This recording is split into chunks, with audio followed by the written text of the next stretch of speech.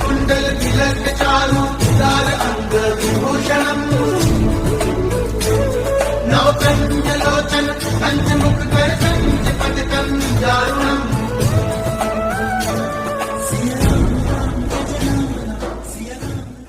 महाराज जी के आज के विशेषांक में रक्षा सूत्र परिवार के सभी सदस्यों का हार्दिक स्वागत है।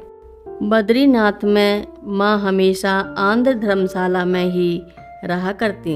इस धर्मशाला में माँ के कमरे के ठीक नीचे भगवती माई की कुटी थी। भगवती माई माँ के समकालीन संतों में से एक थीं। उनकी पैदाइश नेपाल की थी। अल्प आयु में ही वैधव्य को प्राप्त हो जाने के कारण भगवती माई 16 वर्ष की उम्र में ही अपने माता पिता के साथ बद्रीनाथ की यात्रा पर गई थीं। उस समय भगवती माई ने नेपाल से बद्रीनाथ तक की अधिकांश यात्रा पैदल ही पूरी की थी। बद्रीनाथ पहुंचने पर उन्हें भगवान के साक्षात्कार दर्शन हुए। उन्होंने बाकी जीवन बद्रीनाथ में ही रहने का संकल्प ले लिया। बद्रीनाथ में प्रत्येक सुबह 4 बजे जब मंदिर के कपाट खुलते तो भगवती माई मंदिर की सीढ़ियाँ चढ़ती हुई दिखाई पड़ती। श्रीमद् भागवत के संस्कृत श्लोकों का मधुर उच्चारण करते हुए वह मंदिर की परिक्रमा किया करती थी। बाहर चाहे बारिश हो रही हो या बर्फ गिर रही हो, प्रत्येक एकादशी के दिन भगवती माई अलकनंदा के किनारे नारद शिला में पद्यासन में बैठकर सुबह से शाम तक श्रीमद् भागवत महापुराण का संपूर्ण पाठ किया करती थीं। श्रीमद् भागवत के सभी 18,000 श्लोक उन्हें कंठस्थ थे। हम उन जाड़ों के महीनों में जब भी बद्रीनाथ पहुँचते थे, उस समय वहाँ का तापमान 0 से भी नीचे होता था। यहाँ तक कि कभी कभी गाड़ी से सामान उतारने तक पूरी गाड़ी बर्फ से ढक जाती थी। वहाँ पहुँचने पर हम लोग माँ के लिए आवश्यक व्यवस्था में लग जाते थे तो भगवती माई ही सबसे पहले गर्म अंगीठी के साथ माँ का स्वागत करती थी।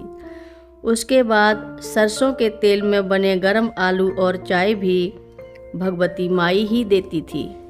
बद्रीनाथ की भीषण ठंड में इससे अच्छा स्वागत सत्कार और भला क्या हो सकता था। कड़ाके की इस ठंड में माँ भी रात के 12 बजे से 2 बजे के बीच किसी भी समय तप्त कुंड में स्नान के लिए जाया करती थी।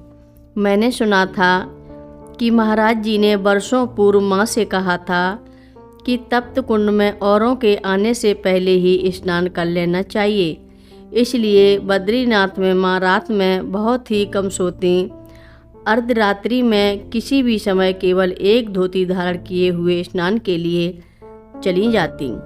साथ में छोटी माता जी भी होती। पीछे पीछे हम 1-2 जन टोकरी में माँ के वस्त्र लेकर जाते। सर्द रात के अंधेरे में खम्भों पर लगे बल्ब की हल्की रोशनी में रास्ता दिखाई दे रहा होता। चारों ओर केवल बर्फ की सफ़ेदी ही नजर आ रही होती।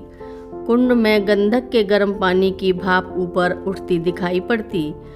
पौराणिक कथाओं के अनुसार एक बार अग्निदेव ने भगवान बद्रीनाथ से पूछा कि वह उनकी क्या सेवा कर सकते हैं, तो भगवान ने उन्हें यहाँ आने वाले यात्रियों की सुविधा के लिए गर्म पानी के रूप में बहने की आज्ञा दी थी।